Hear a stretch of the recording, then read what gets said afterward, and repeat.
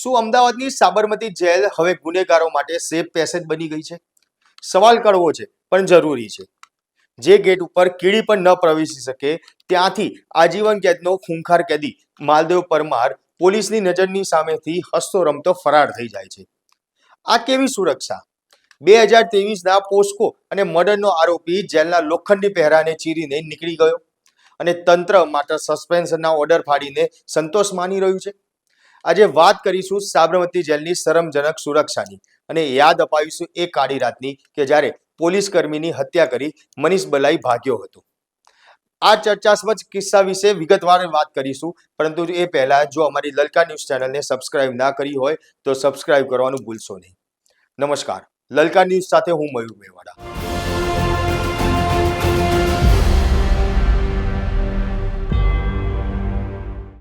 ઘટના છે ગત સવાર 10 વાગ્યાની. જેલમાં જ્યારે કાઉન્ટિંગ અને ચેકિંગ ચાલતું હતું ત્યારે બડા ચક્કર યાર્ડ 4માંથી માલદેવ પરમાર ગાયબ થઈ જાય છે. અને નવાઈ તો ત્યાં થાય છે કે માલદેવ પરમાર ગાયબ થાય છે અને જે જેલનો મેઇન ગેટ છે, જ્યાં સૌથી કડક સુરક્ષા વ્યવસ્થા અને પહેરો લગાવવામાં આવે છે, તે મેઇન ગેટ ઉપરથી તે બહાર નીકળી જાય છે. ત્યારે સવાલ એ ઊભા થાય છે કે શું ગેટ ઉપર તૈનાત સુરક્ષા કર્મીઓ ઊંઘતા હતા કે પછી આ આખું પ્લાનિંગ અંદર ખાને કોઈ મોટા વહીવટનું પરિણામ છે? આ ઘટનાએ વર્ષ 2016ના એ રૂવાડા ઊભી કરી દેતા કિસ્સાની યાદ તાજી કરાવી દીધી છે કે જ્યારે ક્રાઇમ બ્રાન્ચમાં કોન્સ્ટેબલ ચંદ્રકાંત મકવાણી લોખંડના સળિયાની ઘાતકી હત્યા કરી મનીષ બલાઈ ફરાર થઈ ગયો હતો. મનીષ બલાઈ આમ માત્ર એક નામ નથી, પણ ગુજરાતના પોલીસના ઇતિહાસનું એક કાળું પ્રકરણ છે.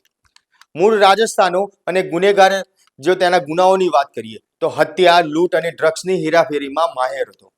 વર્ષ 2016માં જ્યારે અમદાવાદ ક્રાઇમ બ્રાન્ચે તેની ધરપકડ કરી ત્યારે કોઈને કલ્પના પણ ન હતી કે આ ગુનેગાર ગાયકવાડ હવેલી જેવા સુરક્ષિત કિલ્લામાં લોહીની હોળી રમશે. એ કાળી રાત 21 એપ્રિલ 2016 ક્રાઇમ બ્રાન્ચની ઓફિસમાં મનીષ બલાઈની પૂછતાછ ચાલી રહી હતી.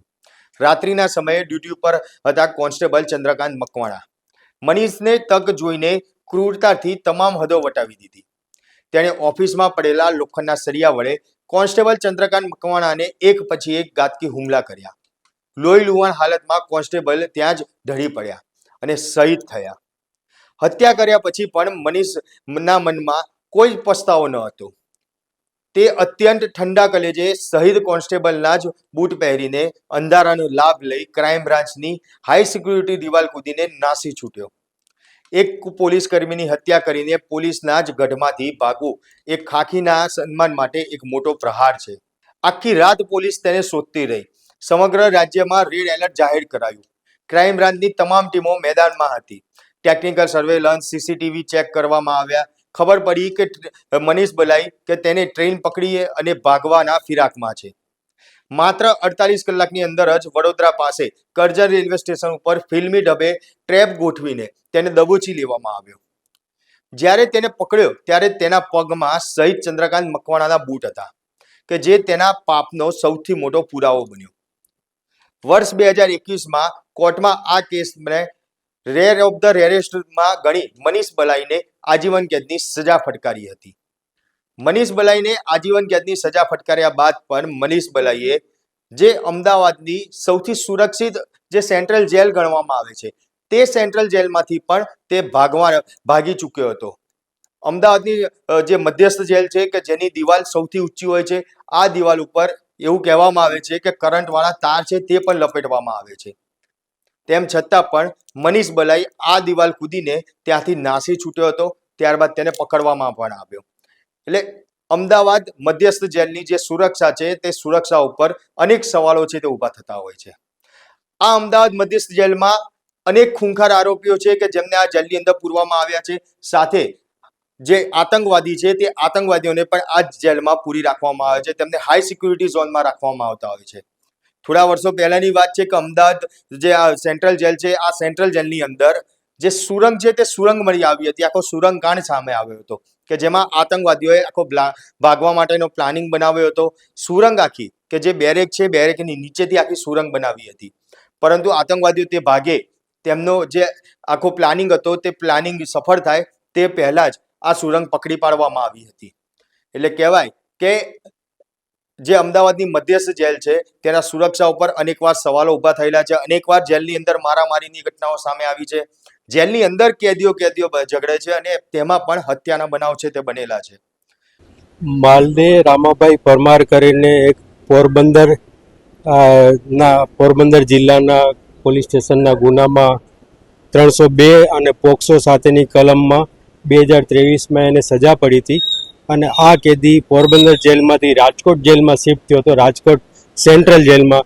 કારણ કે એને સજા પડી હતી આજીવન કેદની, એટલે રાજકોટ સેન્ટ્રલ જેલમાં એ ગયો હતો ટ્રાન્સફર થઈને. અને ત્યાંથી એને બીમારી હોય માનસિક, એ માનસિક બીમારીની સારવાર હેઠળ 2025ના નવેમ્બર મહિનામાં ડીજી સાહેબના ઓર્ડરથી એ અહીં અમારી જેલમાં આવ્યો અને અહીં એની માનસિક સારવાર ચાલી રહી. કયા સંજોગોમાં ફરાર થયો? ગઈકાલે એ અહીં અમે એની ઇન્ક્વાયરી કરી રહ્યા છીએ, પણ જેલના મેઇન ગેટમાંથી જે બહાર નીકળી અને ફરાર થઈ ગયો છે. આના માટે કરીને સીસીટીવી ફૂટેજને ચેક કરી અને એમાં જે બી કસૂરદાર હશે એના વિરુદ્ધમાં પગલાં લેવા માટેની તૈયારી ચાલી રહી છે. કેદીમાં અગાઉ બી એક એવો ઈંટથી મારી નાખવાનો એક બનાવ બન્યો હતો અને એનામાં જે તે વખતે સ્ટાફ વિરુદ્ધમાં જે પગલાં લેવાયા હતા એમ આમાં પણ જે બી કસૂરદાર હશે, જેની બેદરકારી નિષ્કાળજી હશે, એના વિરુદ્ધમાં એક્શન ચોક્કસથી લેવાશે. સસ્પેન્શનની કાર્યવાહી થઈ શકે છે? કોઈ જવાબદાર? હા, બની શકે કે એની જો નિષ્કાળજી એવી રીતની ફલિત થશે કે એણે બિલકુલ ધ્યાન જ નથી આપ્યું, તો એનામાં સસ્પેન્શન સુધીના પગલાં બી લઈ શકાશે. કેદી ફરાર થયો છે તેને લઈને કયા પ્રકારની કાર્યવાહી, ક્યાં ગુનો નોંધાયો, તેને શોધવા માટે, ધરપકડ માટે કઈ? રાણીપ પોલીસ સ્ટેશન, અમારી જેલનું જે જ્યુરિસ્ડિક્શન છે રાણીપ પોલીસ સ્ટેશનની હદમાં આવે. ગઈકાલે ત્યાં એફઆઈઆર કરી દીધી છે અને ત્યાંના પીએસઆઈ ગઢવી છે આની તપાસ કરી રહ્યા છે. અને ઇવન ગુજરાત સ્ટેટ કંટ્રોલ તરફથી આ કેદીને તમામ જિલ્લાઓમાં શોધી કાઢવા માટે, અને ખરેખર પોરબંદરનો વતની હતો તો ત્યાં બી એની એલસીબી અને ત્યાંના સુપ્રિન્ટેન્ડન્ટ સાહેબને લૂપમાં લઈ અને અમે એની તપાસ કરી રહ્યા છીએ. ભાગવાનો હતો કે બીજાને ખ્યાલ હતો, તેનો કોઈ સાથી મિત્રો કેટલા દિવસથી પ્લાનિંગ ચાલુ? નહીં, એવું કાંઈ નથી. આ કેદી છે એ માનસિક હતો, એટલે એને હેલોસિનેશન જે કહેવાય એ ટાઈપની બીમારી હતી. એટલે એ એકચ્યુઅલ જે હોય એ ન હોય ને એવું એને દેખાય, આ ટાઈપની એની માનસિક બીમારી હતી. અને એમાં જે રૂટીનમાં નીકળી ગયું એવું લાગે છે. બાકી કાંઈ એવું એનું પ્રી પ્લાન હોય કે કોઈ કેદી અંદર ઇન્વોલ્વ હોય, કોઈ વોર્ડર વોચમેન ઇન્વોલ્વ હોય, એવું નથી દેખાતું પ્રાથમિક દ્રષ્ટિએ. ઓકે. એટલે અમદાવાદ જેલના જે સુરક્ષા કર્મીઓ છે, જે અધિકારીઓ છે, તેમની ઉપર પણ અનેક સવાલો છે તે ઊભા થતા હોય છે. હાલમાં તો માલદેવ પરમારની જો શોધખોળ અત્યારે રાણીપ પોલીસ કરી રહી છે, પણ સવાલ પોલીસની કાર્યક્ષમતા ઉપર નહીં, પણ જેલના એ ભ્રષ્ટ અને બેદરકાર વહીવટ ઉપર છે કે જેણે આ હત્યારાને ભાગવા માટે લાલ જાજમ બિછાવી આપી હતી. શું માત્ર થોડાક કર્મચારીઓને સસ્પેન્ડ કરી દેવાથી સુરક્ષાના ગાબડા પૂરાઈ જશે, કે પછી જેલના પ્રશાસને કોઈ મોટી દુર્ઘટના ઘટે તેની રાહ જોઈ રહ્યું છે? તમારું શું કહેવું છે? આ બેદરકારી વિશે કોમેન્ટ બોક્સમાં જરૂરથી જણાવજો. આપના પોતાના પ્લેટફોર્મ લલકારને લાઈક કરો, ફોલો કરો, સબસ્ક્રાઇબ કરો અને શેર કરો.